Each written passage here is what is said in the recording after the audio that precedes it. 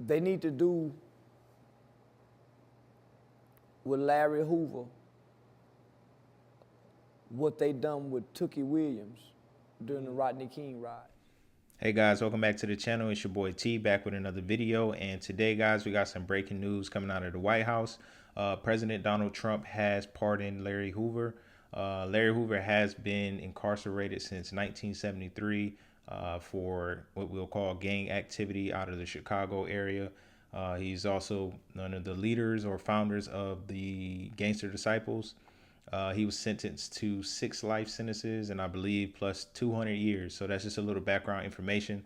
But being that this has happened today with the sentence being commuted, I wanted to bring up an old video or interview from RealLyfe Productions with Charleston White giving his thoughts on Larry Hoover and, you know, him being incarcerated. So we'll get into that, guys, and let that roll. And then I'll chop it up with you guys on the back end. Help or hurt black people, Larry Hoover. Who? Larry Hoover. Man ain't done nothing in 50 years. How he done hurt us? But he done helped us. He gave us a blueprint called growth and development.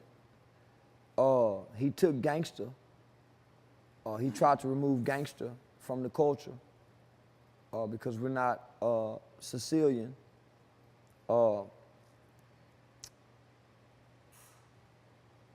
That man had what they call a gang structured as a 501c3 when 501c3s was first created. Yeah. They said it was a gang.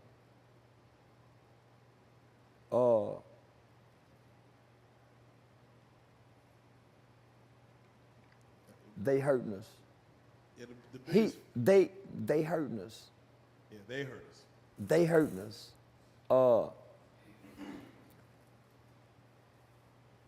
Larry Hoover, he himself. Let me just say this, homie. Today's GDs and BDs, they need to hear his voice. They need to do with Larry Hoover what they done with Tookie Williams during the Rodney King riots. It'll bring a lot of peace to Chicago. That's facts. If they gave this man an opportunity to speak to our children, our black youth, I think in 1 month, his words could stop drill music. If they gave us 1 month of Larry Hoover, his take, his perception, his opinions, his feelings on our culture in the state of Chicago, I think he can heal a lot of pain. I could agree with that. Yeah. I can agree with that. We look to idols, and he is definitely a living idol to where, like you said, 1 month of just speaking, I believe it could change. At this point, he's just an old man that's been locked away for too long. He buried alive, homie.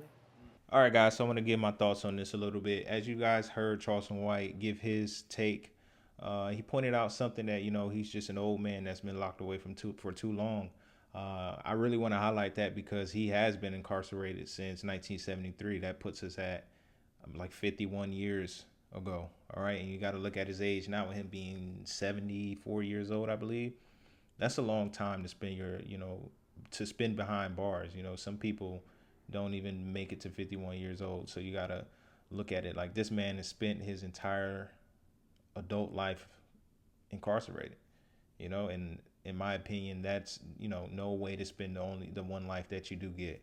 Right. So there's always going to be people on both sides saying, hey, you know, you do the crime, you do the time.